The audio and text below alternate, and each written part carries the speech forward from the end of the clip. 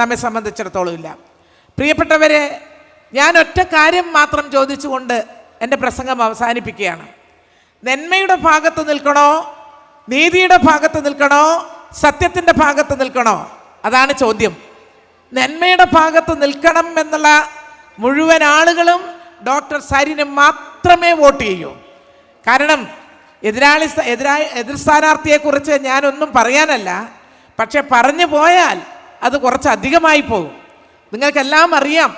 പക്ഷെ ഡോക്ടർ സരിനെ സംബന്ധിച്ച് ഒരാൾക്കും, രാഷ്ട്രീയ എതിരാളികൾക്ക് പോലും ഒരു കാര്യത്തിലും ഒരു എതിരഭിപ്രായം പറയാനില്ലാത്ത, നമുക്ക് പാലക്കാടിൻ്റെ വികസനത്തിന് ഇടതുപക്ഷ മുന്നണി ഗവൺമെൻറ്റിനോടൊപ്പം ചേർന്ന്, പിണറായി സർക്കാരിനോടൊപ്പം ചേർന്ന് പ്രവർത്തിച്ചാൽ കിട്ടുന്ന പ്രയോജനം എന്താണെന്ന് മനസ്സിലാക്കിക്കൊണ്ട്, കഴിഞ്ഞ കുറേ വർഷങ്ങൾ നമുക്ക് നഷ്ടപ്പെട്ടതുകൂടി കണക്കിലെടുത്തുകൊണ്ട് ഈ തെരഞ്ഞെടുപ്പിൽ LDF ജയിക്കാൻ പോവുകയാണെന്നുള്ള ചിത്രം ഏകദേശം ഈ പാലക്കാട് മണ്ഡലത്തിൽ ബഹുജനങ്ങൾക്ക് ബോധ്യപ്പെട്ടു കഴിഞ്ഞു.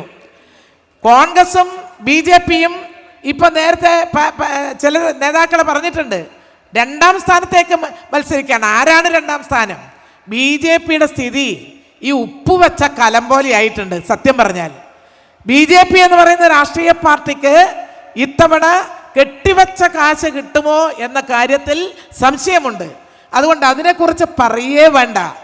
UDFൻ്റെ കാര്യം, ആ സ്ഥാനാർത്ഥിയെ സംബന്ധിച്ചും ഈ പാലക്കാട് നിയോജക മണ്ഡലത്തിലെ ബഹുജനങ്ങൾക്ക് സാംസ്കാരികമായും സാമൂഹ്യമായും രാഷ്ട്രീയമായും നല്ല അവബോധമുള്ള നമ്മുടെ കണ്ണാടിയിലെ ജനങ്ങൾക്കടക്കം UDFൻ്റെ സ്ഥാനാർത്ഥി എങ്ങനെയുള്ള സ്ഥാനാർത്ഥിയാണെന്ന് കൃത്യമായി മനസ്സിലാക്കിയിട്ടുള്ള സ്ഥിതിക്ക് കോൺഗ്രസ്സുകാർ പോലും ആ സ്ഥാനാർത്ഥിക്ക് വോട്ട് കൊടുക്കും, മനസ്സറിഞ്ഞ് വോട്ട് കൊടുക്കും എന്ന് എനിക്ക് തോന്നുന്നില്ല.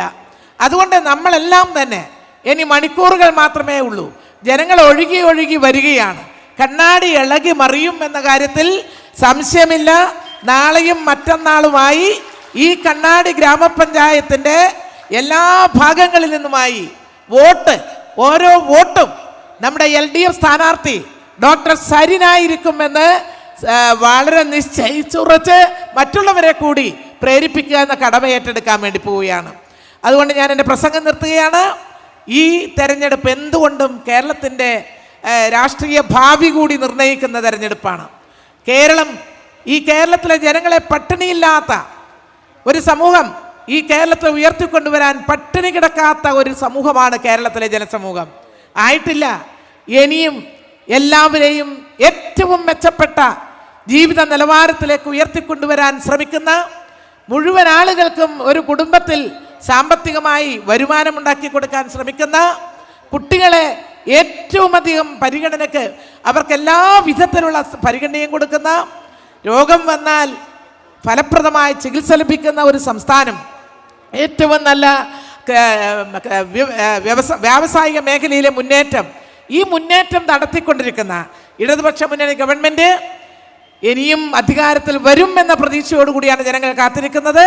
അത്തരമൊരു സാഹചര്യത്തിൽ ഈ ഗവൺമെൻറ്റിനും ഗവൺമെൻറ്റിനെ നയിക്കുന്ന LDFൻ്റെയും കരങ്ങൾക്ക് കരുത്തു പകരാൻ നമ്മുടെ പ്രിയപ്പെട്ട സ്ഥാനാർത്ഥി ഡോക്ടർ സരിനെ വിജയിപ്പിക്കുക എന്നുള്ളതാണ് കണ്ണാടിക്കാരുടെ ഉത്തമമായ ദൗത്യം.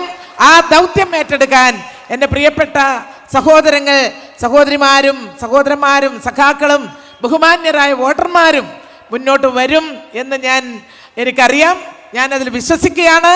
ഈ തവണ 23-ാം തീയതി വോട്ട് എണ്ണുമ്പോൾ ഒരു 11 മണിയാകുമ്പോഴത്തേക്കും ഡോക്ടർ സരിനെ വിജയപഥത്തിലേക്ക് എത്തിക്കുന്ന വാർത്ത നമുക്ക് കേൾക്കണം.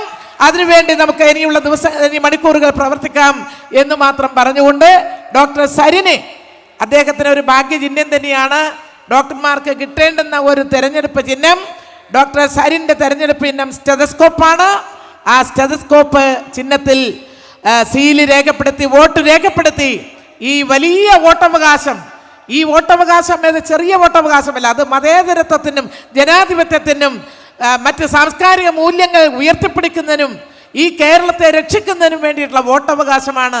ആ വോട്ടവകാശം വിനിയോഗിക്കാൻ കണ്ണാടിയിലെ പ്രബുദ്ധരായിട്ടുള്ള വോട്ടർമാരോട് സവിനയം അഭ്യർത്ഥിച്ചുകൊണ്ട് ഞാൻ എൻ്റെ വാക്കുകൾ ചുരുക്കുന്നു. നിങ്ങൾക്കെല്ലാം എൻ്റെ സ്നേഹം നിറഞ്ഞ അഭിവാദ്യങ്ങൾ.